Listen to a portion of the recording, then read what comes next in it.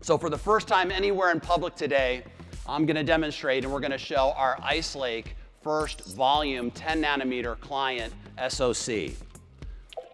That's what this is it right here. This is Ice Lake in my hand. Now, what I wanted to emphasize was this is way more than just the CPU, and it's packed with a bunch of firsts.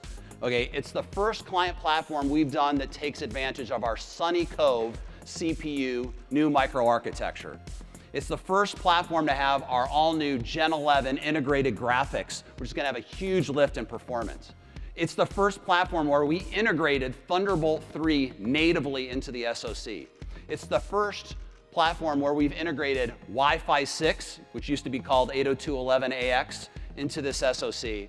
And it's the first time we've integrated new instructions for machine learning called DL Boost to accelerate inference-based workloads on the client.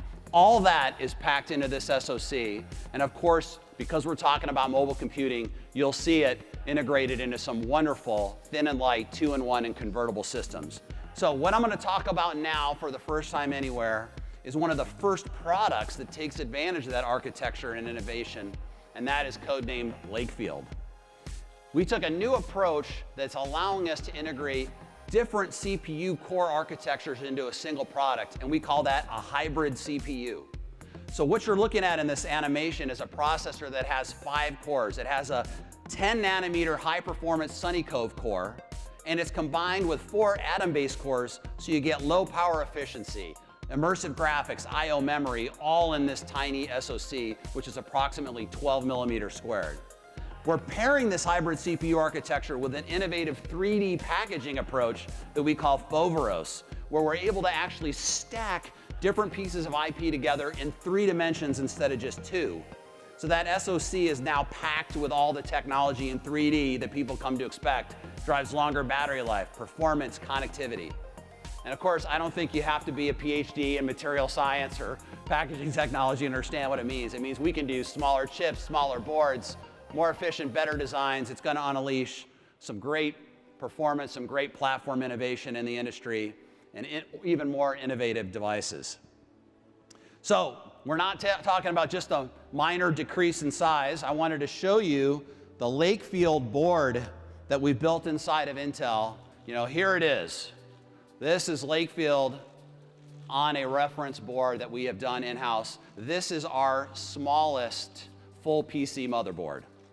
This kind of innovative form factor can go many, many places, and we're excited of what this could bring. And I've got a great partner of ours to do that with me today. Please welcome with me the President of Technology, Product, and Experience at Comcast, Tony Werner, out on stage. Let's give him a hand. Hey, Tony. Hey, good to see you. Good to see you. Yeah, thanks. So hey, you know, we've been working together for a long time, but we've got some new news today.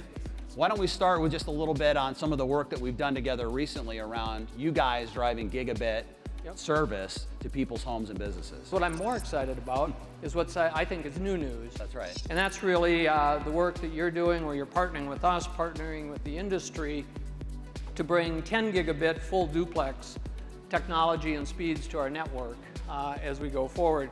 And this is really going to, it's the next generation of technology.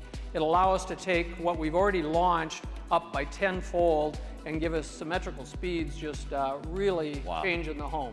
And Wi-Fi is the workhorse of the home network. It's what everything connects to. People don't want wires in the home where they don't have to have them.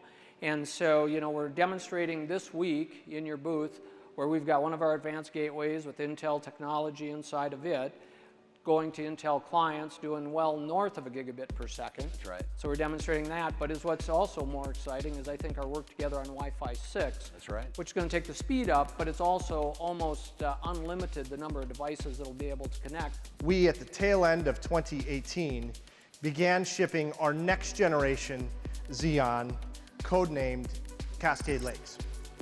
Cascade Lakes is designed to handle processing the world's data. First and foremost, we've added a new advanced performance capability with 48 cores for the most demanding workloads. Second, we've added AI features like Intel Deep Learning Boost that I'll show you in a bit to accelerate the latest AI workloads. Third, we've added a truly groundbreaking technology called Optane Persistent Memory. This is a technology that we've been at for a decade now, and it's faster than solid-state drives, but applications can recognize it as a large memory. And what that allows you to do is deliver benefits that, unlike today's memory, you can have persistence. In other words, the data will maintain even when the power is out. And so, as I said, Cascade Lake and Optane Persistent Memory have been designed for data from the ground up.